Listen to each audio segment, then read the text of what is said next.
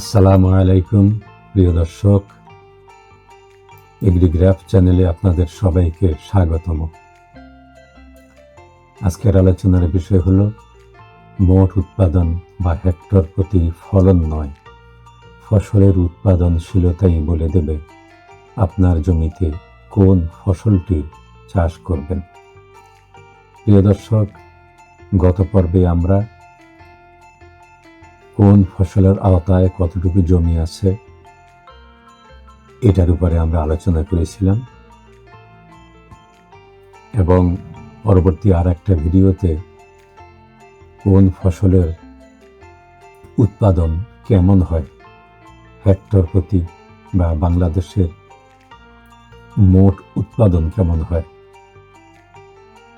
এটা আমরা এর আগের ভিডিওতে আলোচনা করেছিলাম। আজকে আমরা আলোচনা করব উৎপাদনশীলতা। এটা আজকে আলোচনা করব। তাহলে তিনটা জিনিস দাঁড়াবে, একটা হলো মোট উৎপাদন, আর একটা হবে হেক্টর প্রতি ফলন, আর আজকের মূল আলোচনা হবে উৎপাদনশীলতা। তো এই মোট উৎপাদন এটা আমরা এর আগের ভিডিওতে আলোচনা করেছি। আজকে আমরা হেক্টর প্রতি ফলন এবং উৎপাদনশীলতা এটা আলোচনা করব এবং ফসল নির্বাচনে এই যে তিনটা ম্যাট্রিক্স আছে, তিনটা ম্যাট্রিক্সের আমরা কোনটা বিবেচনা করব, এটাই আজকের ভিডিওর আলোচনা।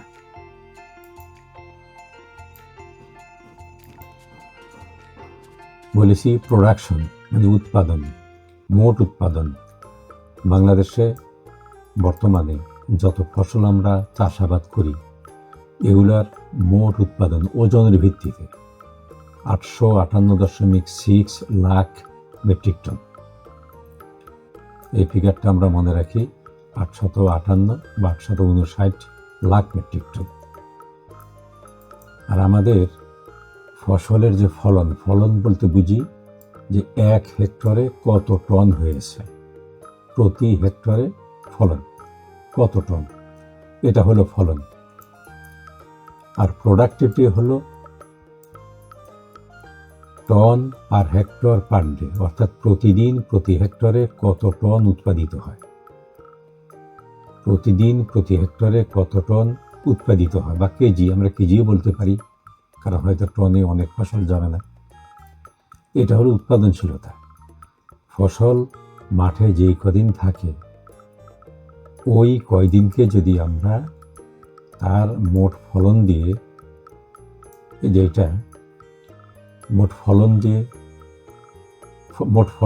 যদি আমরা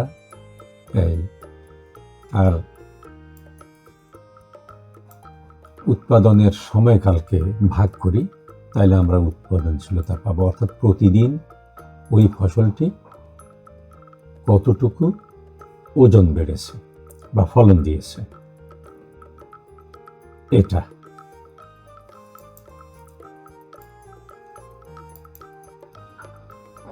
আমরা এর আগে জেনেছিলাম যে কোন ফসলের আওতায় কতটুকু জমি আছে।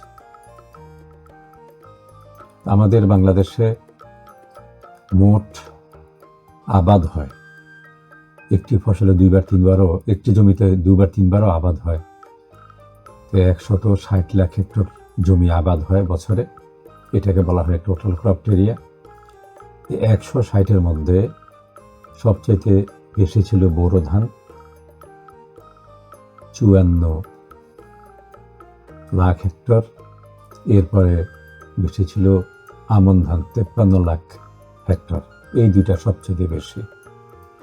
এবং পরে সবজি, এরপরে আসে সবজি, তারপরে আসে পাট এবং এরপরে ভুট্টা। এটা আমরা এর আগের ভিডিওতে জেনেছিলাম। তো মোট যত জমি আছে, এই টোটাল ক্রপ এরিয়া, যতটুকু জমি আমরা আবাদ করি বছরের শেষে, এর মধ্যে 72 ভাগই হইল ধান আবাদ করি। আউশটা অল্প হয়, এটা পাটার চাইতে একটু বেশি, আবার ভেজিটেবল আর সবজির চাইতে একটু কম।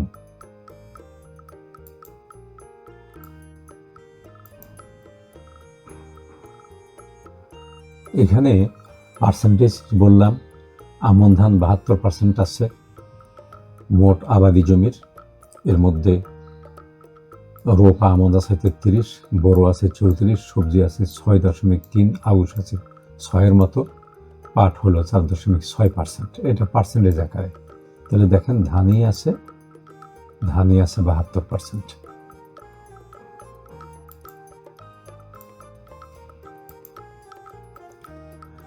এবারে আমরা প্রোডাকশনে আসি। যে আগে বলেছিলাম যে বাংলাদেশে যত ফসল আছে এর উৎপাদন যেগুলো হয় এগুলোকে যদি যোগ করি তাহলে 858 বা 859 লাখ টন হবে, মেট্রিক টন। এই ডেটাটা হলো 2023-24 সালের। আমাদের এই ভিডিওতে যত ডেটা দেখানো হবে সবই হলো 2023-24 সালের। এখানে দেখুন এরিয়াতে যেমন ছিল, সবচেয়ে বেশি হইল বোরো ধান 207 লাখ মেট্রিক টন, আমন ধান 166 লাখ মেট্রিক টন, এবং আউশ একেবারেই কম। সবজি এর পরে 3 নম্বরে আসে ধান, ধানের 2টার পরে সবজি আসে, এবং সবজি হলো 161 লাখ মেট্রিক টন, এবং পরে আখ আসে, ফল আসে এবং ভুট্টা আসে। তাহলে আমরা মনে রাখবো এই কয়টা ফসল: বোরো ধান, তারপরে রোপা আমন, তারপরে সবজি, তারপরে আখ, তারপরে ফল এবং ভুট্টা। তাহলে 3, 6, 7টার মধ্যে ভুট্টা একটা। এই গ্রাফটাতে আমরা যত ফসলের উৎপাদন করি সেগুলোর ক্রম দেখানো হয়েছে, বড় থেকে ছোট, মানে বেশি উৎপাদন, সবচেয়ে বেশি উৎপাদন এটা হলো যেমন বোরো ধান, এবং সবচাইতে বাংলাদেশে কম উৎপাদন হয় ডাল ফসলের। এবং আগের মতোই দেখেন এটা হলো টি আমন 2 নম্বরে, 3 নম্বরে ভেজিটেবল শাকসবজি, 4 নম্বরে সুগার কেন আসছে দেখেন, 4 নম্বরে সুগার কেন, 5 নম্বরে ফল ফলাদি, এবং 6 নম্বরে ভুট্টা। এবং ভুট্টার থেকে কম হয় মশলা জাতীয়, মশলার ভিতরে আদা আছে, হলুদ আছে, এবং এরপরে রাইস আছে। পাট এখনো বাংলাদেশে আছে, যেহেতু এটার এক্সপোর্ট ভ্যালু এখনো আছে, কিছু আছে। তাহলে আগের মতোই আমরা যদি এই যে শেয়ার বা পার্সেন্টেজের এইটাকে যদি আমরা ক্রম করি, তাহলে এই যে প্রথম রাইস আসে, ভেজিটেবল, ফ্রুট, মেজ, স্পেসিস, এবং ফল এবং ভুট্টা। তো ওইভাবেই এই গ্রাফটা আমরা দেখলাম। এবার আমরা ফলনে আসি। ফলনের সংজ্ঞা হলো প্রতি হেক্টর জমিতে কত টন উৎপাদন আসে, ধানের ক্ষেত্রে যে দানাগুলা। তবে একটা কথা বলে রাখি, এই ভিডিওতে ধান বলতে বা রাইস বলতে আমরা মিল্ড রাইসকে বুঝি, চাল যেটা। এই স্ট্যাটিস্টিক্সগুলো চালের, আপনি ইনফরমেশন খুঁজলে এসেও পাবেন, ধানেরও পাবেন, যেটাকে পেডি বলি আমরা, সেটাও পাবেন। সে যাক, এটা এই যে আউশ, আমন, বোরো, গম, এগুলো সবগুলোরই আছে। তো আমরা দেখি সবচাইতে ফলন বেশি কার? সবচাইতে ফলন বেশি সুগার কেনের, আখের। আখের এখন বলতে পারেন যে আখের চিনি দেখাবেন না, চিনি দেখাবো না, কারণ কৃষকরা আখ কেটে মিলেই সরাসরি স্টেমগুলা বা কেনগুলা বিক্রি করে। এটা হলো 74 মেট্রিক টন পার হেক্টর আখের। তারপরে কি? তারপরে দেখেন দ্বিতীয় সারিতে আসে সবজি, প্রায় 16 টনের মতো পার হেক্টর সবজি, এবং এরপরে আসে ফল, এটা 3 নম্বরে, প্রায় 11 টনের মতো আসে, এবং পরে হলো মেইজ, ভুট্টা, এরপরে ভুট্টা আসে, এবং তারপরে মশলা আসে। মশলা আদা হলুদ ওজন বেশি, যখন আমরা হারভেস্ট করি তখন আদা হলুদ আচ্ছা থাকে, ওজন বেশি। তাহলে আমরা যা দেখলাম যে আমাদের 5টা ফসল, এই ফসলের যে ফলন সবচেয়ে বেশি আখ, সবজি, ফল, ভুট্টা এবং মশলা।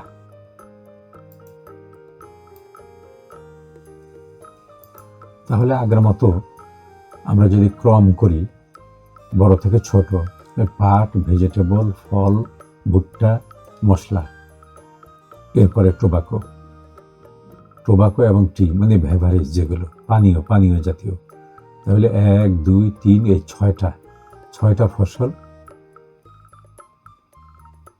পরপর আসে। আখ, সবজি, ফল, ভুট্টা, মশলা এবং বেভারেজ জাতীয় ফসল। এই যে 6টা ফসল, এই 6টা ফসলই সবচাইতে বেশি ফলন দেয়।